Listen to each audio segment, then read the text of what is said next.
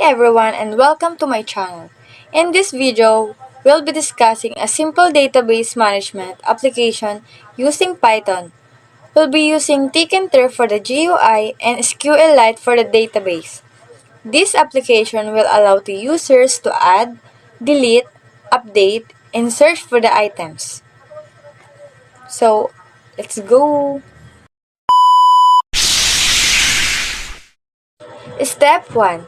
Importing libraries and database setup. Import tkinter as tki from tkinter import messagebox import SQLite 3. Database file simpleapp.db. These sections imports the necessary libraries. Tkinter is used for creating the graphical user interface, which is the GUI. Message box. A part of Tkinter used for displaying simple dialog boxes like error messages. SQLite 3. Python's built-in library for interacting with SQLite databases. Database file specifies the name of the SQLite database file. It's good practice to define it as a constant for easy modification. Step 2. Creating the database table. Let me show my code on how I create database table.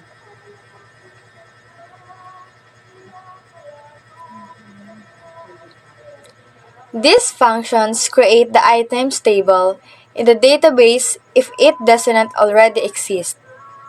Let's break down the code. This establishes a connection to the SQLite database. The with statement ensures the connection is automatically closed, even if errors occur. Number 2. A cursor object is created to execute SQL commands. In the number 3, this executes the SQL create table statement if not exist. Ensures that the function does not throw an error if the table already exists. The table has two columns, which is the ID and name. ID, an integer primary key and auto-incrementing, automatically assigns unique IDs. The name, a text field that must be unique. No two items can have the same name and cannot be null, must have a value. And the number 4. This saves the changes to the database. Number 5. This handle potential errors during database operations. Specific error handling for SQLite 3.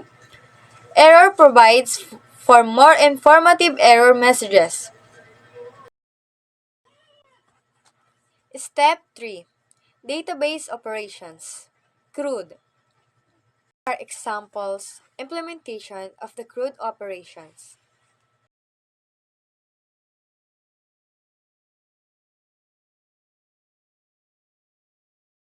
These functions use parameterized SQL queries to prevent SQL injection vulnerabilities.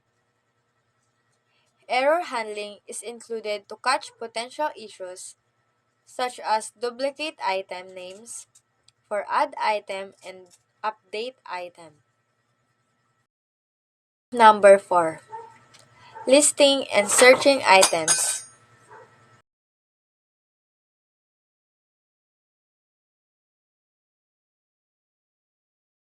These functions demonstrate on how to retrieve data from the database using select statements. List all items, retrieves all items, while search item retrieves information about a specific item. Step number 5. GUI creation with Tkinter.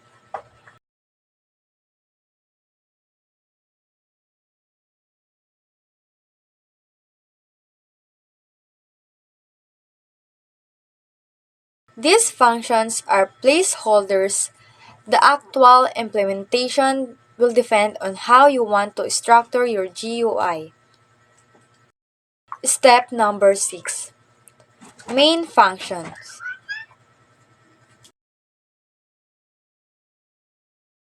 Main functions that initialize the database and start the GUI. Ensures that the main is called only when the script is run directly, not when imported as a module.